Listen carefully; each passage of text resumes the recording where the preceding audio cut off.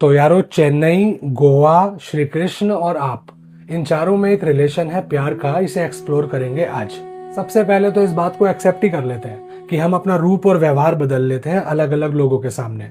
दोस्तों के सामने हम अलग होते हैं, पेरेंट्स के सामने अलग होते हैं, अपने साथी के सामने अलग होते हैं। सदियों पहले दक्षिण भारत में एक राजा हुए, राजा सुमति। वो वेंकटेश्वर स्वामी के परम भक्त थे। राजा सुमति का एक सपना था। वो श्री कृष्ण का वो रूप देखना चाहते थे जिसमें उन्होंने गीता का ज्ञान दिया, वो रूप जिसमें वो बिना शस्त्र उठाए एक योद्धा थे, वो रूप जिसमें वो पार्थ के सारथी थे।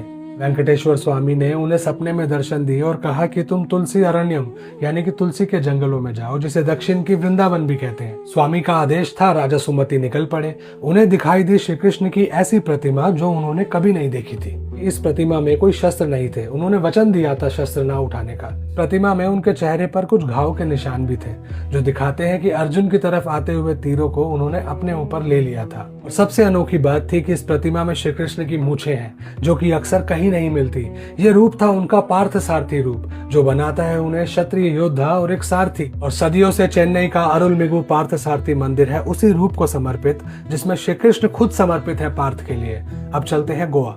लोक कथाएं ये बताती हैं कि युद्ध की समाप्ति और धर्म की स्थापना के बाद श्री कृष्ण जब माता देवकी और वासुदेव से मिलने पहुंचे, तो माता देवकी ने श्री कृष्ण को कहा कि तुम सभी के लिए राजा हो, तुम सभी के लिए प्रभु हो, तुम सभी के लिए सब कुछ हो, लेकिन मैंने तुम्हारा बचपन नहीं देखा, मैं तुम्हारी माता हूँ। दोस्त के प्रेम में राजा सारथी बन गए।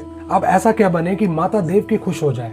श्री कृष्ण कुछ पल के लिए बच्चे बन गए और माता देवकी की गोद में कूद गए।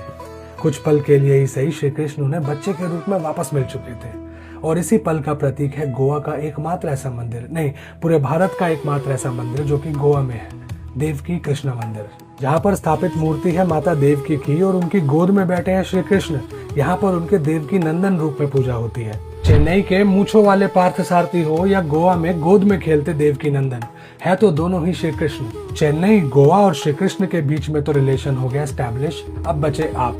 आपने ये गौर किया कि पार्थ सारथी के रूप में वो लीलाएं करते नन्हे बच्चे नहीं थे, और माता देवकी के सामने वो गीता का ज्ञान देते एक योद्धा, एक सारथी नहीं थे। अक्सर हम इसका उल्टा करते हैं। हम दुनिया के सामने तो मीठा मुखौटा ओढ़ लेते हैं और घर वालों के सामने बन जाते हैं एक वॉरियर, एक योद्धा। चूंकि हमारे रूप और व्यवहार रिश्तों के अकॉर्डिंग नहीं होते, तो पहले तो सफर करता है रिश्ता और बाद में करते हैं हम। श्री कृष्ण के ये दोनों ही रूप, पार्थ सारथी और देवकी नंदन, ये हमें वर्क लाइफ बैलेंस के बारे में भी सिखाते हैं कि घर से बाहर तुम एक योद्धा बन जाना, स्ट्रगल है, स्ट्रेस है, लाइफ है, लेकिन घर जब लौटो तो देवकी नंदन बन जाना, ताकि घर भी खुशियों से गूंजता रहे।